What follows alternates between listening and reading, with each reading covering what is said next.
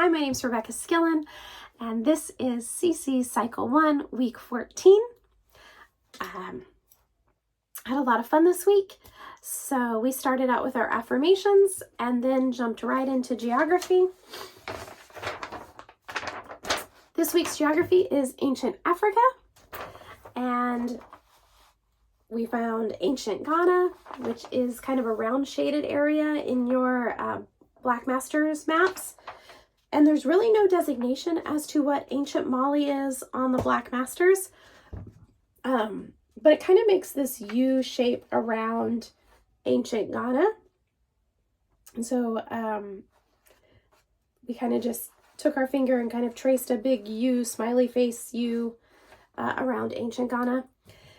Western Sahara kind of looks like stair steps. So they're stepping up north, and then we found Fez. And Tangiers is on the top of Africa. So that's how I remembered which one was which. So I do have a song for this. It is a shortened song that CC Happy Mom has used. I just use a little bit of her song. But it says, ancient Africa, find ancient Ghana, it's round. Ancient Mali too, it makes a U. Western Sahara, stepping north, Fez and Tangier. Hey, hey! And that's it. So, ancient Africa, find ancient Ghana, it's round. Ancient Mali too, it makes a U. Western Sahara, stepping north, Fez and Tangier. Hey, hey! And if you have your Black Masters map, you can see where those locations are. But I just wanted to give you an idea of kind of what we did in class. We reviewed the other 6 weeks of geography while we had the maps out, and then moved straight into math. Math is linear equivalence. Talked about the week before was liquid equivalence. And this week, linear. So I showed them exactly that 2.54 centimeters does equal an inch, and 12 inches equal 1 foot.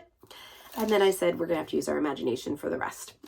So we sang this to supercalifragilisticexpialidocious. And I used some maps that I had from Cycle 3. Yes, it's North America and not Africa, in the Middle East, but they work for what we're doing in math. So there is a blue arrow, and there is a blue line through the maze, and that has all our equivalents on it. So it was 2.54 centimeters equals 1 inch, 12 inches equals 1 foot, 5,280 feet equal 1 mile, 1 kilometer equals 5/8 of a mile. And so that is all through this blue line until you get here. It's 6 or 7 times through. So I knew we went through it once, and then we traced in, we got at least 7 times in.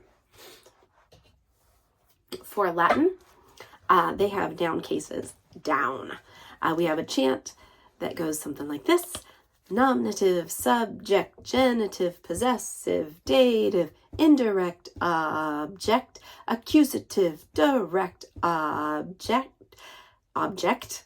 ablative, object of the preposition. And they sing that over and over and over and again.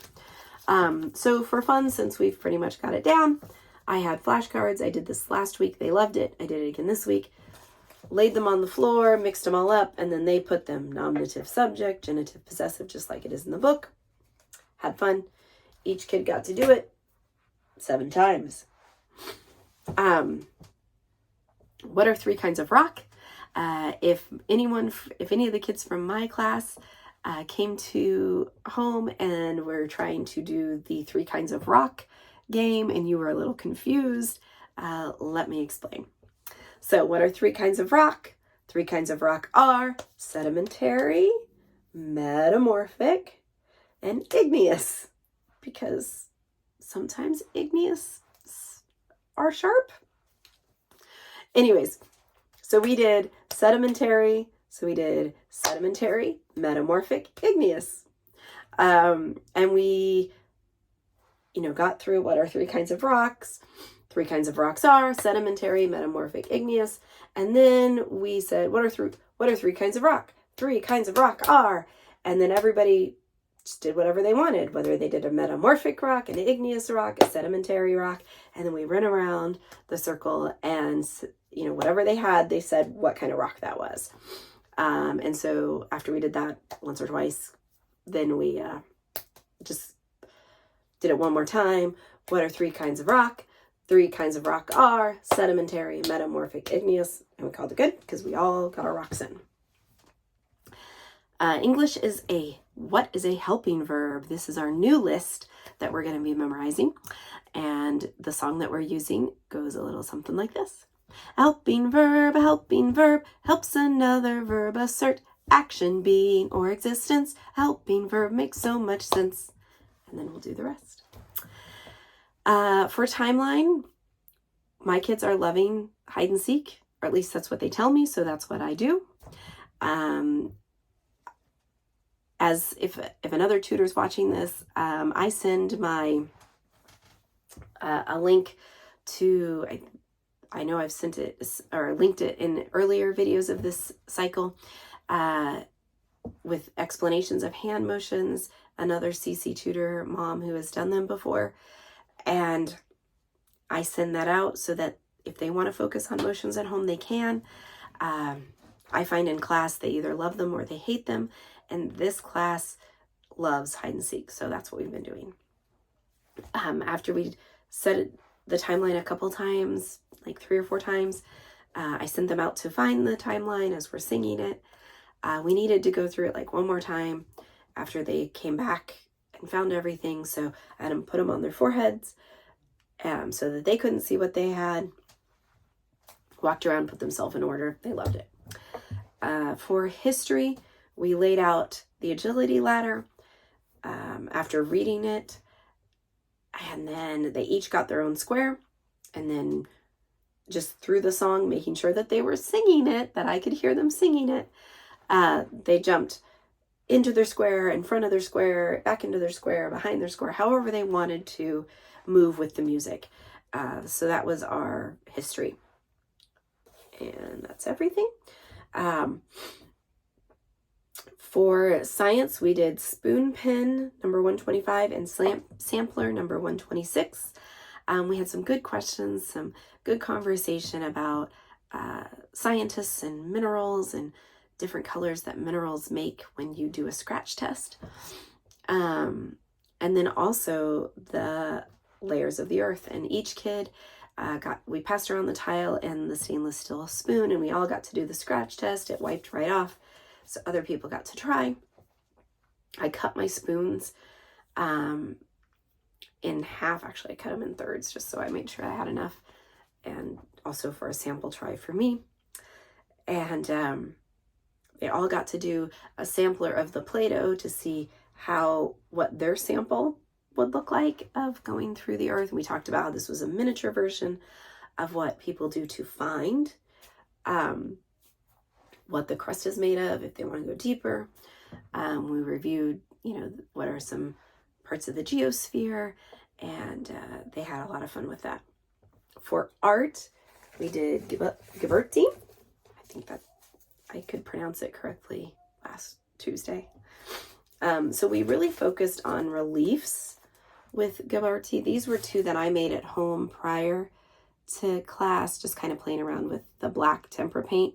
We ended up not using the tempera paint. The kids wanted to do the Sharpie thing, and they had a lot of fun. This was the one I did in our tutor training with a pipe cleaner and then like some of that bag that the onions come in. It was kind of fun.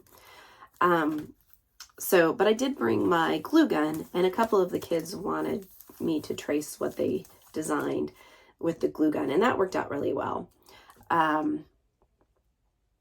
And so they had fun with that. And then for review, I ended up only having 6 kids in class and not 7. And so when I asked them if they wanted to do rock alien face because we were implementing science into it. Rock alien or the genius puzzle, I got an even split. And so we did both. For everything other than timeline, we did rock alien face. And for timeline, I had everybody stand in a line and dumped out all the pieces, sat this next to what's inside here with all the pieces to the side. And then we played timeline. You can't not sing timeline while you're standing in line. And so they recreated this puzzle sitting next to all the pieces sitting next to this while the timeline song went through. So that was our day. It was a lot of fun. We had a blast. And I look forward to seeing everybody when we meet again. Talk to you later. Bye.